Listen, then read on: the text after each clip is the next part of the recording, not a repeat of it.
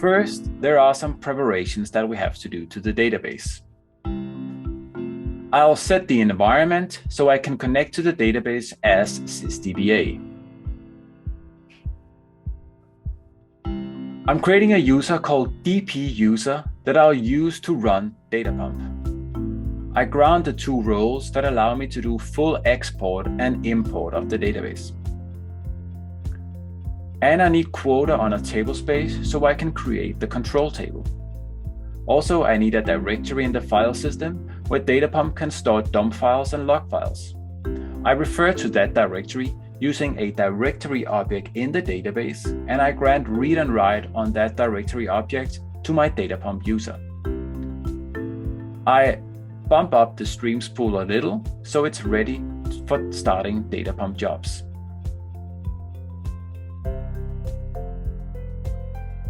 This is my export parameter file. I'm exporting the schema app to the directory dpdir, and I've made it a consistent export. I can start Datapump exports by using the client XDP. I connect as my Datapump user, dp-user, and I refer to the parameter file that we just saw. Now the Datapump job is started. The metadata is being extracted into the dump file, and pretty soon as well, the actual data will go into the dump file as well.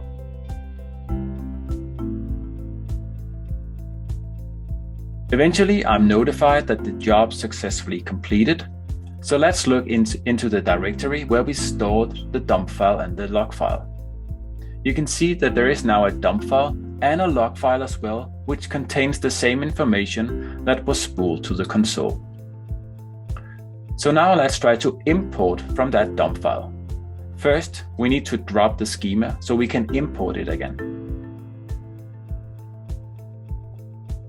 This is my import parameter file, and I'm importing the schema app from the directory dpdir.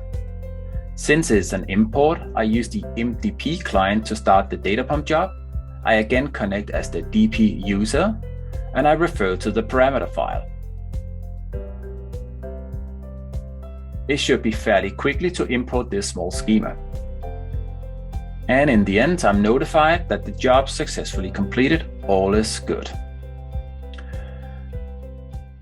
So this is how you can very simply export and import data using Datapump.